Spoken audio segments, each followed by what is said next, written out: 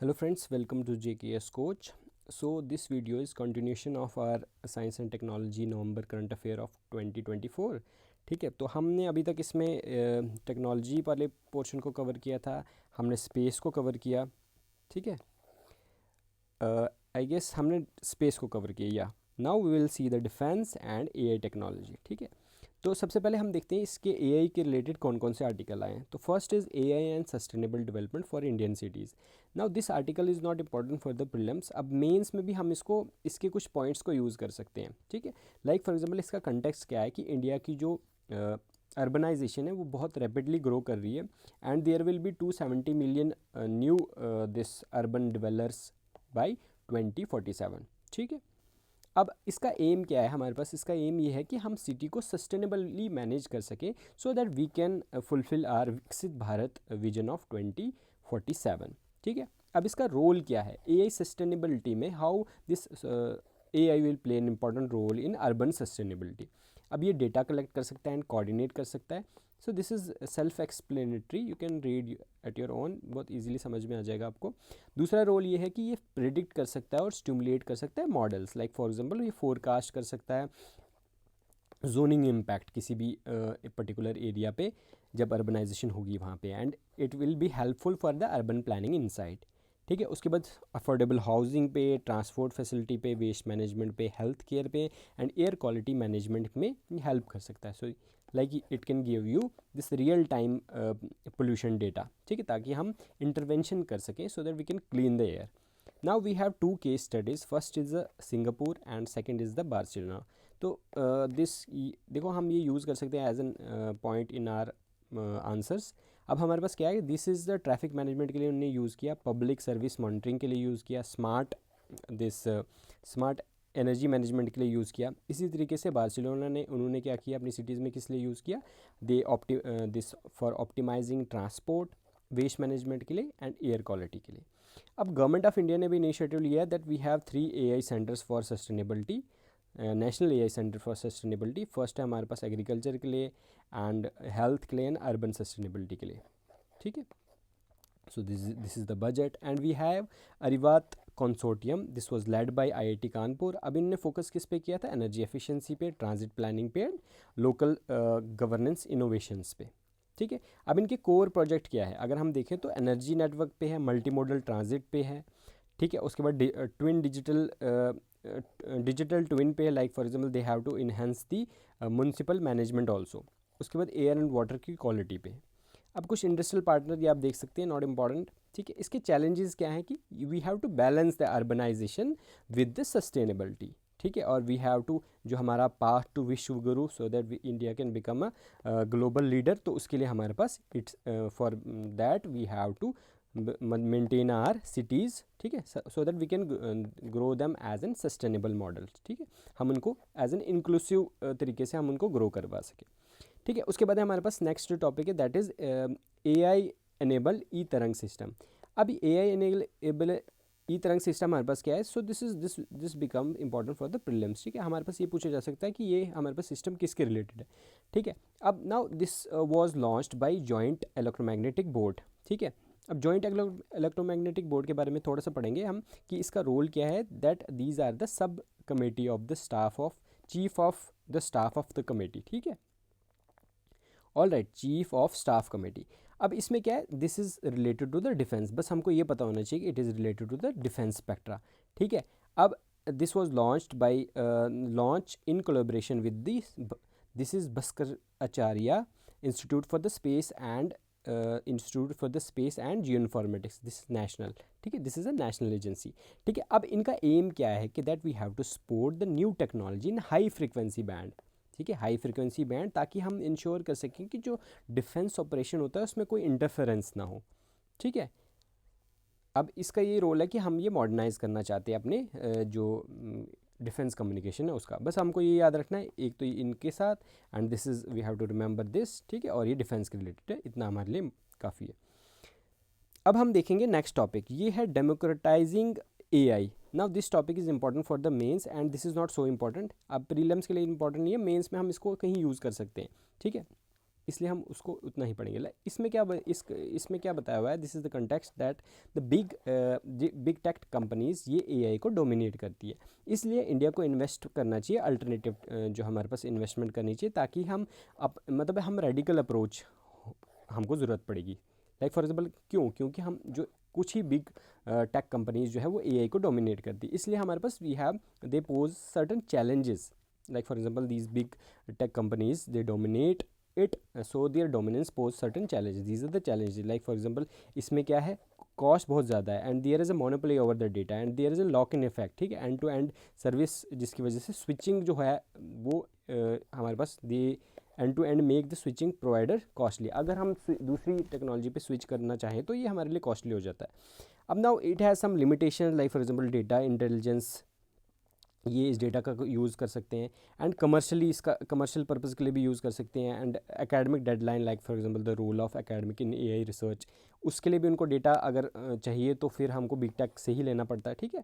And we have to, अब हमको ना एक नई अप्रोच बनानी पड़ेगी, like for example global development, हमको we have to ensure that the global development compact approach, ताकि हम क्या कर सकते हैं, जो शॉर्टफॉल होता है हमारे पास इंफॉर्मेशन का या एआई का, तो वो हम उसको क्या कर सकें, उसको हम मतलब उसको हम इंश्योर कर सकें कि हमारे पास उसमें कोई कमी ना रहे, ठीक है। एंड बिग टेक कंपनीज का इन्फ्लुएंस होता है, we have to shift the focus to the small AI models, ताकि हम इसमें एसेसिबिलिटी बढ़ सके, और this is manageable and this is inclusive, ठीक है।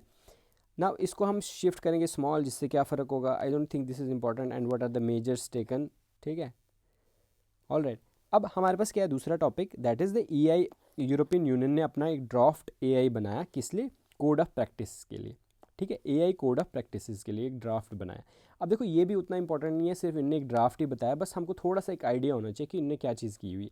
अब देखो ये इनका क्या है कि यूरोपियन यूनियन ने हमारे पास ड्राफ्ट बनाया, किस लिए, ट्रांसपेरेंसी, रिस्क असेसमेंट के लिए, और governance of general purpose AI के लिए, ठीक है, GPAI, जनरल पर्पज़ एआई, ठीक है। Now this is the part of broader AI act, इनका जो एआई एक्ट है उसका ये एक पार्ट है, ठीक है। अब ये इन्हें इसलिए लाया, and what are the features, इनके ये फीचर्स हैं, लाइक इसकी वजह से क्या होगा, ट्रांसपेरेंसी हमारे पास ज़्यादा बढ़ जाएगी, ठीक है।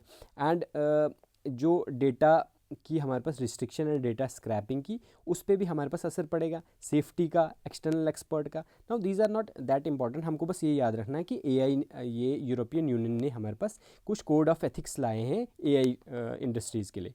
अब ये हम यूज़ कर सकते हैं, लाइक फॉर एग्जांपल कहीं वे फॉरवर्ड में हम ये यूज़ कर सकते हैं कि like for example just like Europe, हम इंडिया में भी कुछ इस तरीके के स्टेप्स ले सकते हैं, ठीक है। अब इसमें चैलेंजेस हैं और कुछ रीज़न हैं, लोग या जो भी कुछ अपोजिशन के रीजंस हैं इसमें, ठीक है। आप इसमें देख सकते हैं, like for example trade secret versus transparency, ठीक है। कुछ एआई कंपनी ये अपनी जो इन्फॉर्मेशन है वो रिवील नहीं करना चाहती, अब इसमें कॉपीराइट का इशू भी है, अब इसको बैलेंस करना है विद द राइट्स, ठीक है।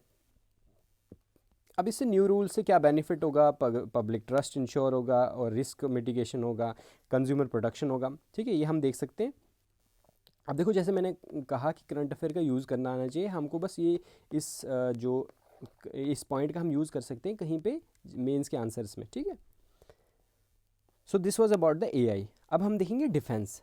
अब जैसे कि हमने पीवाई के एनालिसिस में मैंने आपको बताया था कि जो करंट अफेयर लास्ट के 4 साल में आए वो सबसे ज़्यादा डिफेंस स्पेस में से आए, इनफैक्ट इन्हीं 2 टॉपिक से आए, एंड 1 और 2 question from the health, 1 question from the health and 1 from the GK, जितने भी साल्स में से आए सबसे ज़्यादा हमारे पास डिफेंस और स्पेस से आते हैं, ठीक है। You can watch that video, काफ़ी इन्फॉर्मेटिव वीडियो आपको लगेगी, ठीक है।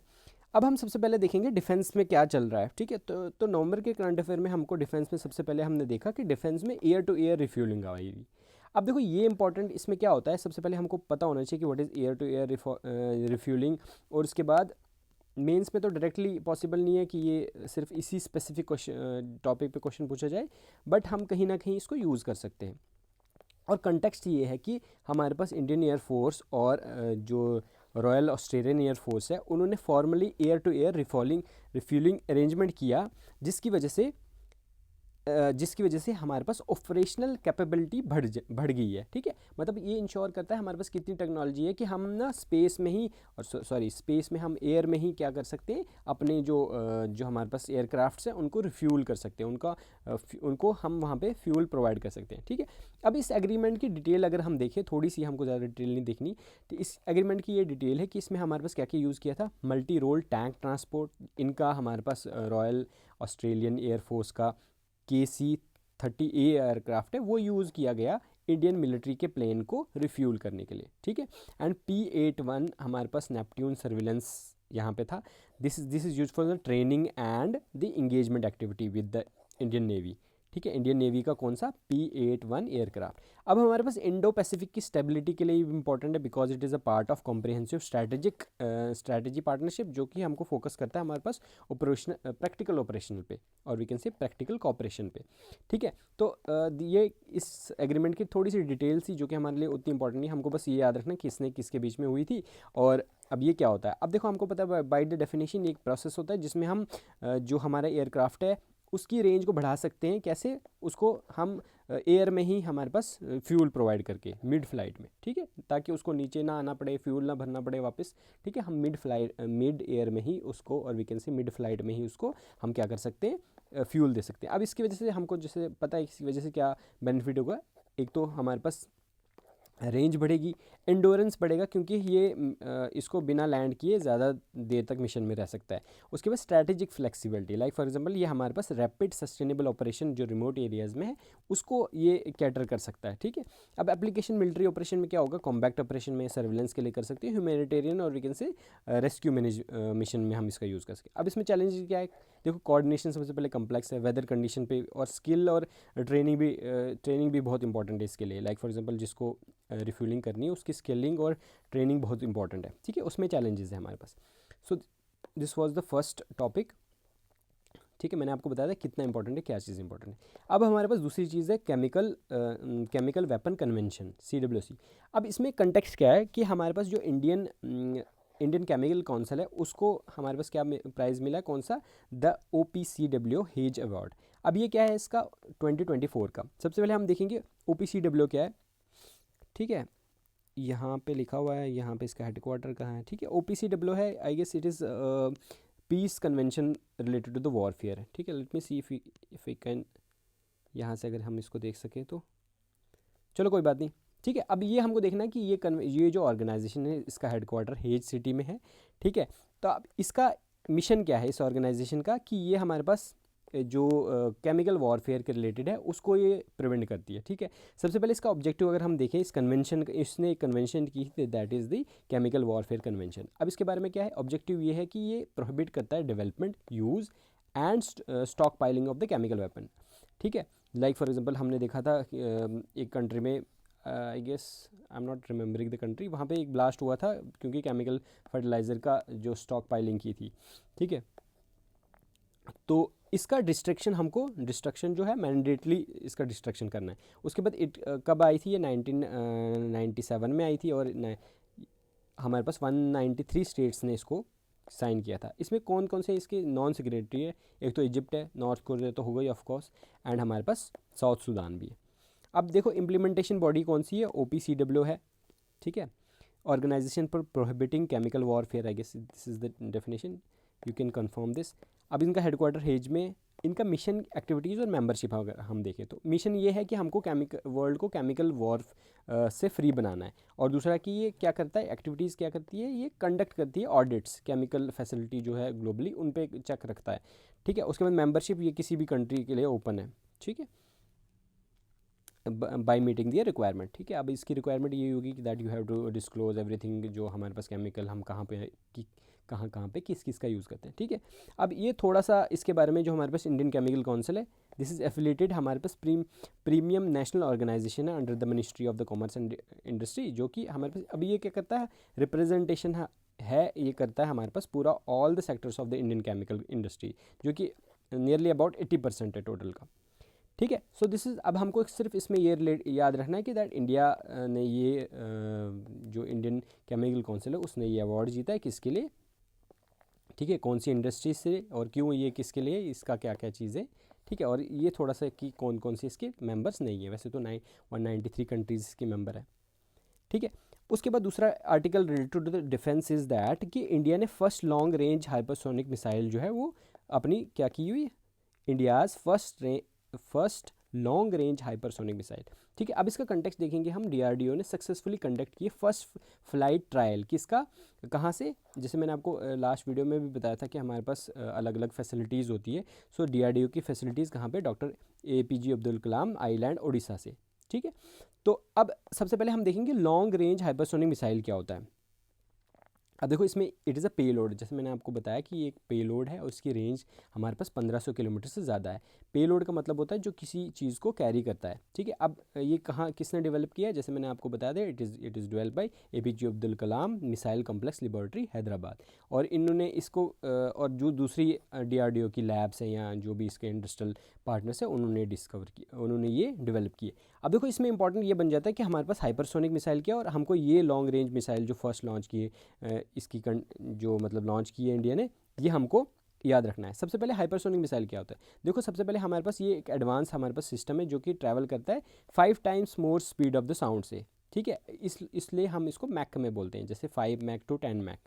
All right. अब मैन्योरेबिलिटी क्या होता है कि हम इसको क्या कर सकते हैं, हाईली मैन्योरेबल है, that means it can change its path, हम इसकी पाथ भी चेंज करवा सकते हैं ड्यूरिंग द फ्लाइट, ठीक है।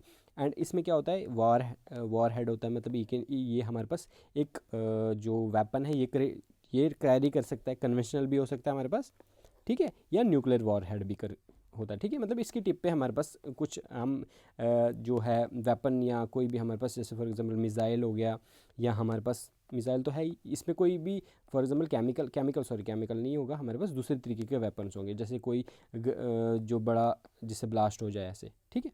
उसके बाद हमारे पास ग्लोबल डेवलपमेंट, जैसे फॉर एग्जांपल किस किस कंट्री ने ये हमारे पास डेवलप किया, लाइक फॉर एग्जांपल यूएसए के पास है, इंडिया चाइना के पास है, रशिया के पास है, अब इंडिया के पास है। अब दूसरी कंट्रीज़ है जैसे कि फ्रांस, जर्मन, ये भी ऑस्ट्रेलिया, जापान, ये भी इस टेक्नोलॉजी पे काम कर रही है, ठीक है। थोड़ा सा मैं आपको बताता हूँ हाइपर सोनिक वेपन्स जो है इनकी टाइप्स के बारे में। एक तो होता है हमारे पास HGVs, ठीक है, उसके बाद HCMs, जैसे for example hypersonic glide missile, और दूसरी होती है क्रूज़ मिसाइल। अब देखो ग्लाइड मिसाइल क्या होता है ना, यहाँ ये हम इसको छोड़ते हैं यहाँ से, और ये पैराबोलिक जो क्या बोलते हैं इसको, पाथवे फॉलो करता है और सीधा हमारे पास टारगेट को हिट करता है। क्रूज़ मिसाइल क्या होता है, इट इज़ पावर्ड बाई, यहाँ हमारे पास स्क्रैमजेट इंजन ही हम पढ़ेंगे, तो इसका मतलब क्या है कि it is guided through out the path, ठीक है। ये गाइडेड मिसाइल होती है। अब इसके एडवांटेजेस क्या है हाइपरसोनिक की, कि इसको मतलब इसकी responsive long range strike capacity, मतलब ये एक्यूरेट होता है, डिस्टेंस से भी हम इसको फेंक सकते हैं, और इसमें एंड और टाइम क्रिटिकल टारगेट, ठीक है, इसको हम एक टारगेट जो होता है उस पर हमारे पास ये एक्यूरेटली क्या कर सकता है, हिट कर सकता है। अब इसकी पेनिट्रेशन भी इन्हेंस की है। अब इसमें क्या है कि फॉर एग्जांपल ये अपनी काइनेटिक एनर्जी और पेनिट्रेटिव जो एनर्जी है उसको यूज़ कर सकता है, ठीक है।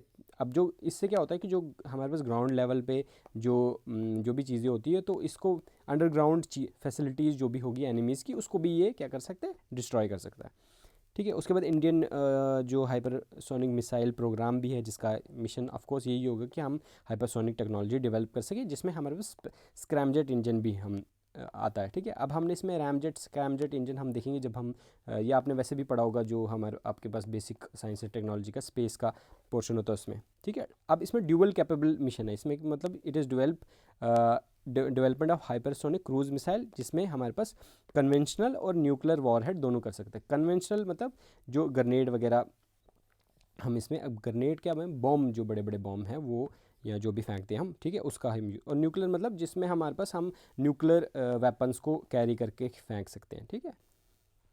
अब हम देखते हैं बैलूनिंग के बारे में, एक और टॉपिक है जिसको बैलूनिंग क्या होता है, इसकी लिमिटेशन क्या है। सबसे पहले देखो बैलूनिंग क्या है।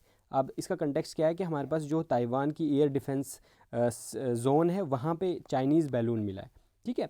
अब इसमें बैलून क्या होता है, ये हमको जैसे पता है ये पॉलीथीन का बना होता है जिसमें हीलियम भरी होती है। अब इससे क्या है कि ये 40 से 50 किलोमीटर ऊपर तक जा सकता है, और ये कोई भी पे लोड भी कैरी कर सकता है, मतलब कुछ भी आप भेज सकते हो उससे। लाइक फॉर एग्जांपल अभी बैलूनिंग इसलिए भी न्यूज़ में आया था पिछली बारी, क्योंकि साउथ कोरिया से कुछ चीज़ें हैं जो न्यूज़ लेटर वगैरह वो नॉर्थ कोरिया में भेजी जाती है, ठीक है। और वहाँ से वो हमारे पास क्या बैलून का यूज़ करके क्या क्या भेज सकते हैं, वो ट्रैश भेज रहे थे, कचरा फेंक रहे थे साउथ कोरिया पे, ठीक है। अब इसमें गंडोलाज भी आते हैं जिसमें कोई पेलोड होता है, मतलब आप इसमें इंसान को भी भेज सकते हो या कोई इंस्ट्रूमेंट भी भेज सकते हो, और इसमें पैराशूट भी होता है, ठीक है। और उसके बाद कैपेबिलिटी क्या होती है, इसमें सोलर पैनल्स भी लगा सकते हो, ठीक है, ऑन बोर्ड प्रोपल्शन के लिए। अब इसकी वजह से ना साइंटिस्ट को नोबेल प्राइज़ भी मिला था इसमें 1936 में और 2006 में। अब इसमें इसके लिए इंडिया में क्या क्या हम यूज़ कर रहे हैं, ठीक है, कंटेक्स्ट इसका देखा हमने, इंडिया में क्या क्या यूज़ कर रहे हैं, like for example this is India. Okay, so historical हमने यूज़ स्टार्ट किया था इसलिए रिसर्च के लिए, कॉस्मिक रे की रिसर्च के लिए, क्योंकि हम इसको ऊपर भेजते हैं तो वहाँ पे हम इसमें जो भी हमने इंस्ट्रूमेंट इसमें फिट किए होते हैं उनसे हम सिग्नल लेके अलग अलग डेटा कलेक्ट करते हैं, ठीक है। And we have this TIRF role का है इनका कि that they initiated this balloon fabrication, कहाँ 1950 में, इनकी फैसिलिटी कहाँ पे, हैदराबाद में।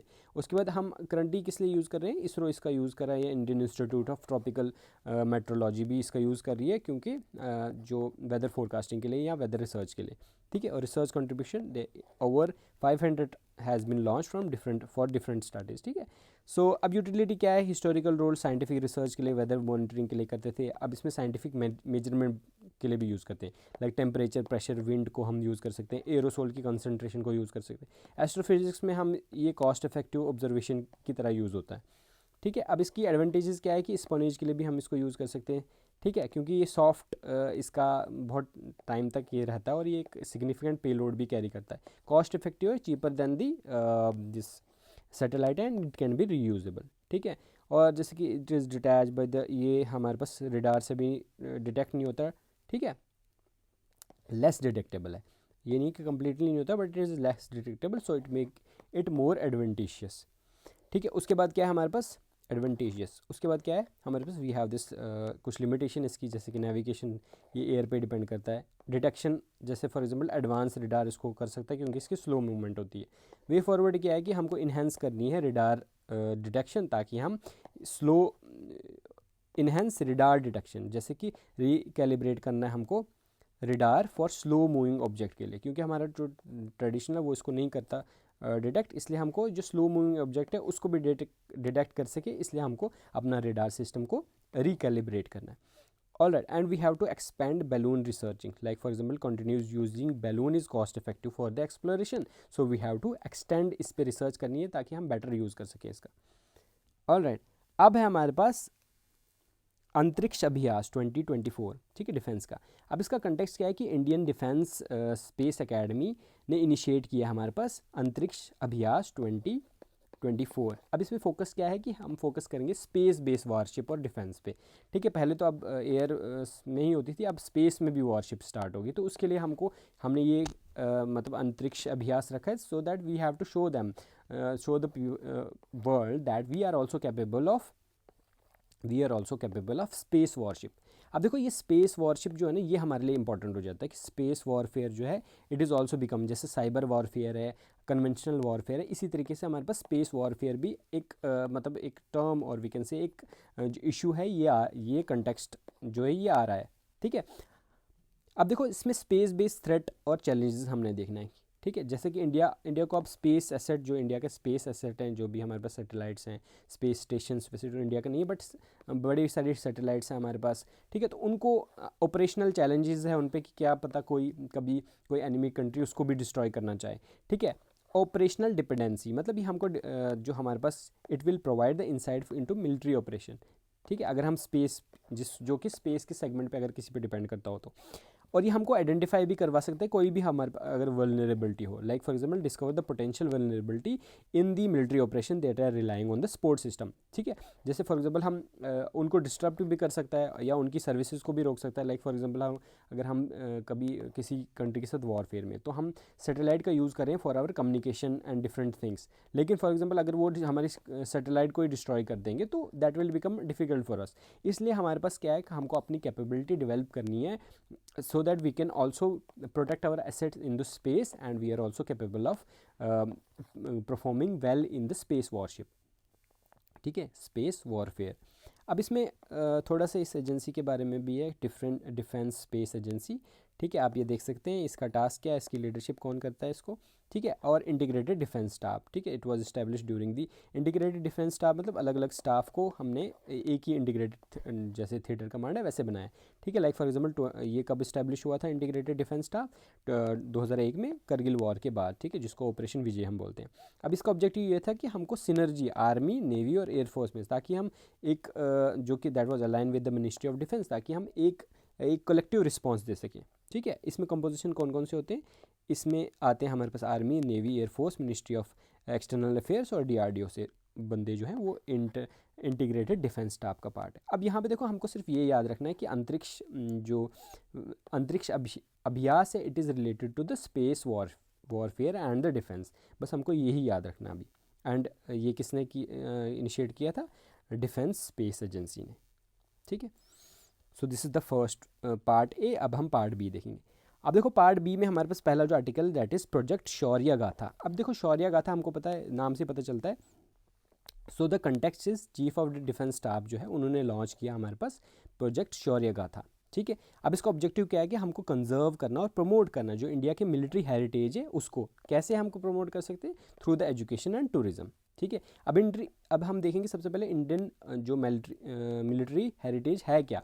अब इंडियन उसके लिए हमारे पास क्या होता है, एक इंडियन मिलिट्री हेरिटेज फेस्टिवल होता है जिसको मतलब it engage the global and Indian entities, और ये हमको बता देता है कि what the Indian military tradition और इनकी स्ट्रैटेजी क्या है, ठीक है। Understanding of the tradition and strategy and promote the Atmanirbhar Bharat in defence, ठीक है। दूसरा है कि united service institution of India. अब इसमें कि इनका रोल क्या है कि ये हमारे पास नेशनल सिक्योरिटी डिफेंस का थिंक टैंक है, ठीक है।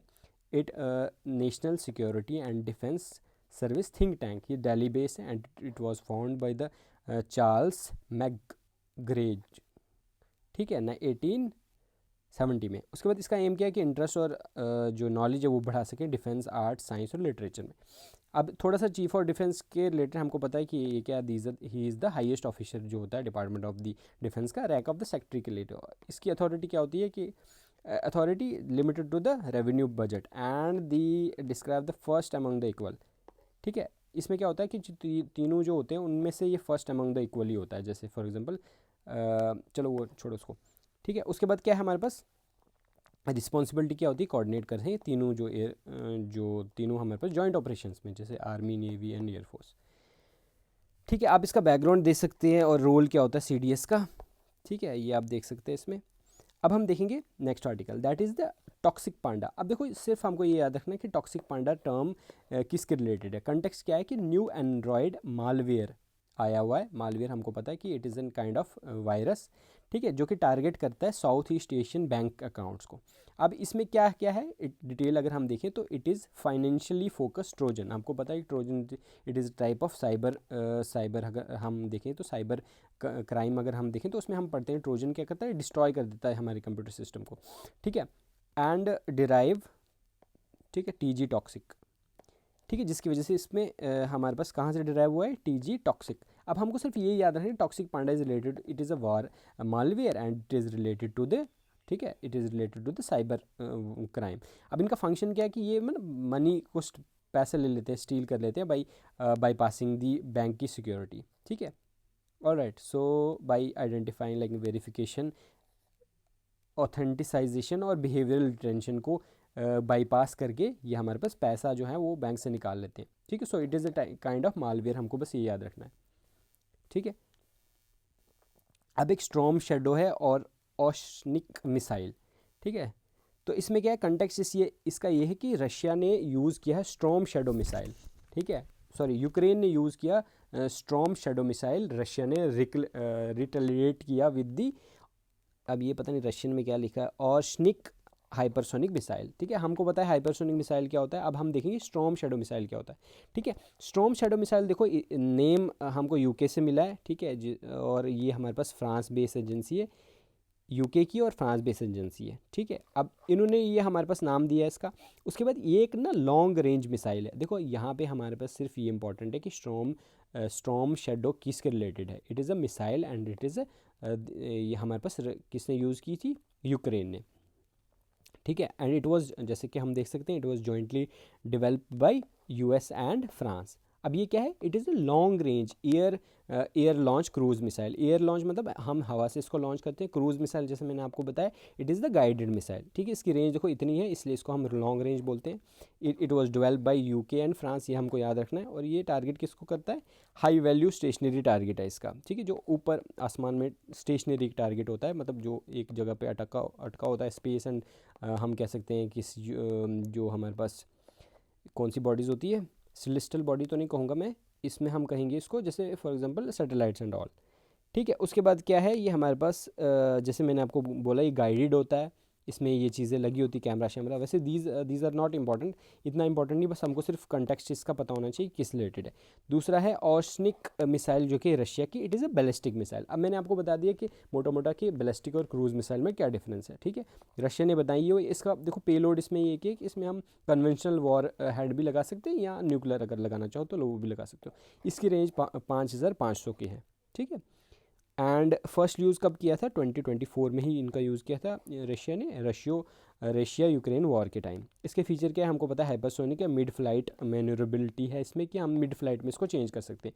अब क्रूज़ में क्या है कि इसका पाथ चेंज कर सकते हैं। क्रूज़ मिसाइल में क्या होता है, it is guided through out the flight, हम पूरी फ्लाइट के दौरान इसको हम गाइड कर सकते हैं कहाँ से कहाँ जाना है, ठीक है। अब हम देखेंगे नेक्स्ट आर्टिकल। नेक्स्ट आर्टिकल क्या है, induction of 25 ball pull tugs. ये कौन सा है, Bhishma and Baahubali tugs, these are the small boats.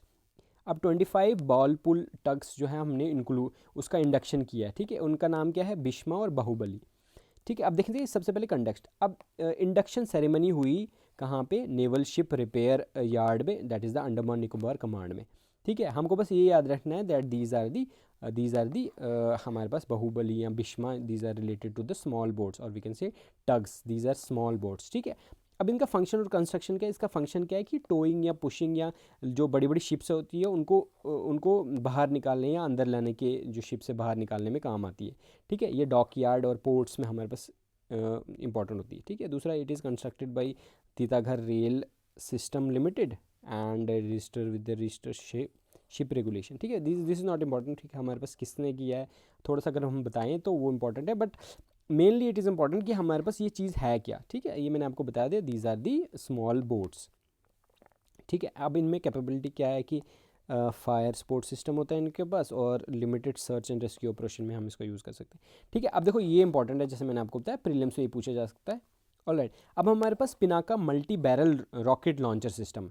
अब देखो ये multi barrel rocket launcher system, इसका कंटेक्स्ट क्या है कि डीआरडीओ ने कंप्लीट किया guided Pinaka weapon system flight, जो कि इन्होंने टेस्ट किया किसके लिए, provisional staff quantitative requirement trial के लिए। अब इसके फीचर्स क्या हैं कि किसने डेवलप किया, रेंज क्या है, परफॉर्मेंस क्या है और हिस्टोरिकल यूज़ क्या है।